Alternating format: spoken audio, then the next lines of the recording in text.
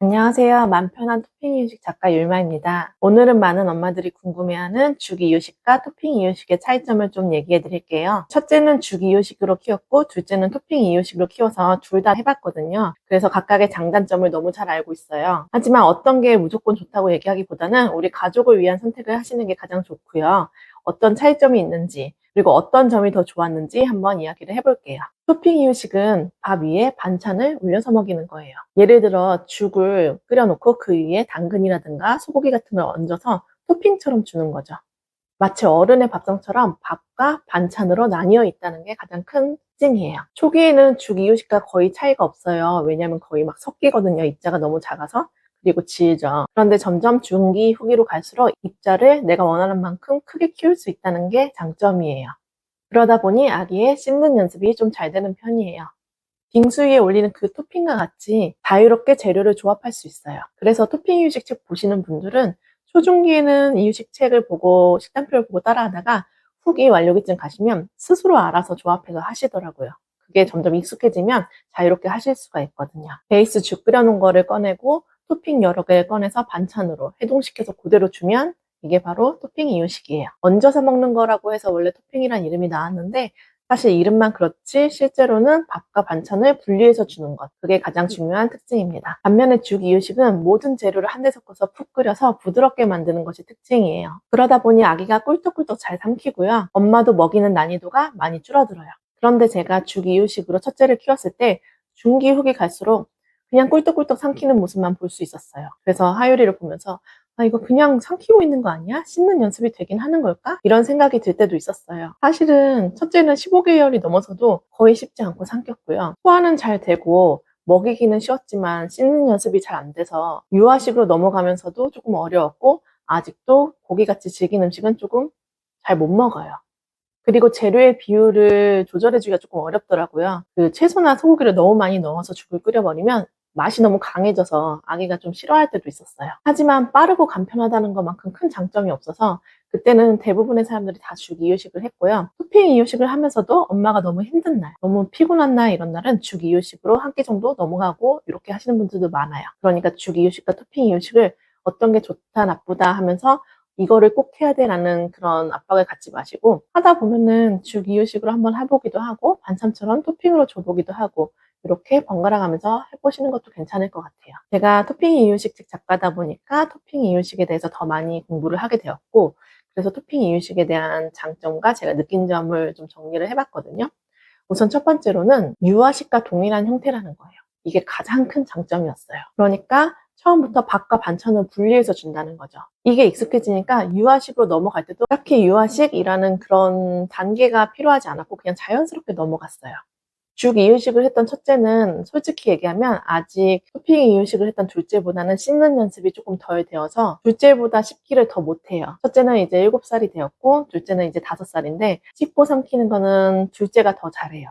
그리고 죽 이유식을 했던 첫째는 물에 밥을 말아 먹거나 국에 밥을 말아 먹는 걸 좋아해요. 반면 토핑 이유식을 했던 첫째는 9개월, 10개월 정도부터 거의 어른 손톱만한 크기의 당근, 무 이런 것들을 손으로 집어서 입에 넣어 잇몸으로 깨 먹기도 하고 그런 식으로 입자를 금방금방 적응했어요. 그런데 이게 꼭 죽 이유식을 했기 때문이란 것은 아니에요. 왜냐면 아기들의 기질 차이가 있을 수 있거든요. 그런데 만약에 제가 첫째가 죽이 아니라 토핑 이유식처럼 빠르게 입자를 적응할 수 있고 잘 씹는 연습을 시켰으면 지금은 그보다 조금 낫지 않을까 이런 생각이 들긴 해요. 우리 원래 그때는 죽 이유식밖에 없었으니까 죽으로 만든 이유식을 먹고도 유아식 적응 엄청 잘하고 또 밥도 잘 먹는 아기들 되게 많잖아요. 그런데 아닌 아기도 있는 거니까 기질의 차이가 좀 많이 있다고 보여지거든요. 근데 우리 아이 기질은 씹는 걸 조금 어려워했던, 연습을 많이 시켜줘야 했던 거죠. 두 번째로는 재료의 양을 조절할 수 있다는 거예요. 시판 이유식이 고기 함량이 굉장히 낮았죠. 뭐 뉴스에도 나오고 뭐 이런 얘기가 굉장히 많았는데 토핑 이유식을 하게 되면 내가 직접 그 양을 조절할 수 있어요. 물론 죽 이유식도 조절할 수 있는데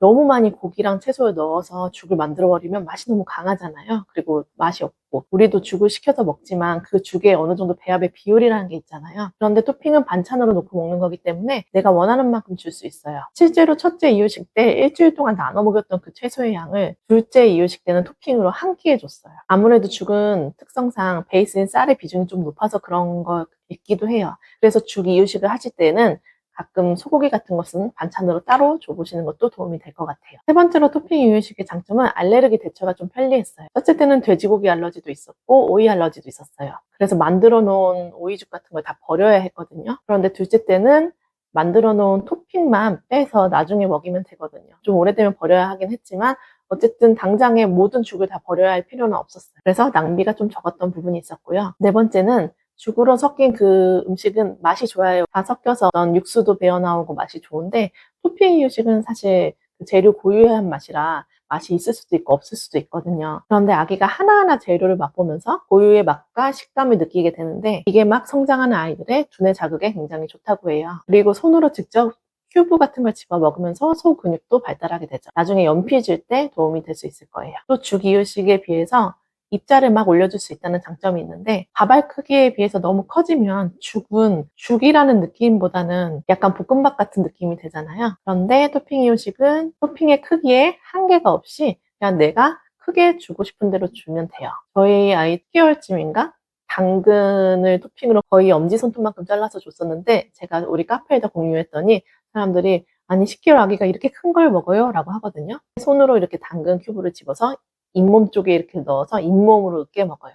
으깨 먹을 수 있을 정도로 부드럽게만 해주면 돼요. 또 토핑은 굉장히 많은 양을 한꺼번에 만들어서 냉동실이나 냉장고에 넣어두면 돼요. 냉장고에 식단표를 붙여놓으면 남편이 전날 냉동실에서 그걸 찾아서 다 꺼내놓고 저는 전자레인지에 살짝 돌리거나 중탕해서 주면 되더라고요. 저는 일주일에 한 번 정도 큐브 데이를 정해서 한 번에 10가지 정도의 토핑을 만들었어요. 그리고 마지막으로 만약에 식단표에 있는 재료가 뚝 떨어졌을 때 부랴부랴 사와서 바로 주지 않아도 돼요. 다른 토핑으로 대체할 수 있고 그리고 만약에 내가 한 가지 토핑을 굉장히 많이 만들어놔서 그 기한 내에 다 먹이지 못할 것 같으면 반찬을 3개가 아닌 4개로 꺼내주면 되잖아요. 그러니까 어떤 그런 틀에 얽매이지 않고 자유롭게 반찬의 개수를 늘리기도 하고 줄이기도 하면서 냉동실의 상황에 맞게 내가 재료를 소진할 수 있어요. 단 기억하셔야 되는 거는 그래도 2, 3일에 한 번씩은 새로운 재료를 줘야 한다는 것. 그 새로운 재료 외에 다른 반찬들은 사실 엄마가 편한 대로 꺼내주시면 돼요. 그냥 다양하게 여러 가지 맛보라고 꺼내주시면 돼요. 제가 장점만 이렇게 나열했는데 물론 토핑 이유식도 엄청 커다란 단점이 하나 있어요. 중기 정도 아이가 꿀떡꿀떡 넘겨 먹는 그 시기를 지나면 먹는 속도가 현저하게 느려져요. 왜냐하면 죽과 달리 삼키지 않거든요. 아까 말씀드렸듯이 잇몸에 넣어서 씹어 먹거든요. 물이 많고 질면 우리도 목 넘김이 굉장히 편하잖아요. 그런데 물이 없으면 그렇게 토핑으로 하나하나 집어 먹어야 되는 상황이 되면 입에서 침이 나와서 저작작용을 충분히 해야 삼킬 수 있고 소화가 돼요. 그러다 보니 아이가 먹는 시간이 죽이었을 때 5분 컷 이랬던 아가들이 토핑으로 바뀌었을 때 30분씩 걸리기도 하고 그래요. 그런데 그 순간을 너무 짜증내지 마시고 아이랑 눈을 마주치면서 소통할 수 있는 시간을 좀 만들어 보시고요. 반면 죽 이유식은 빠르게 먹이고 놀아줄 수 있어 체력이 딸리는 날에는 오히려 그게 더 나을 수도 있어요.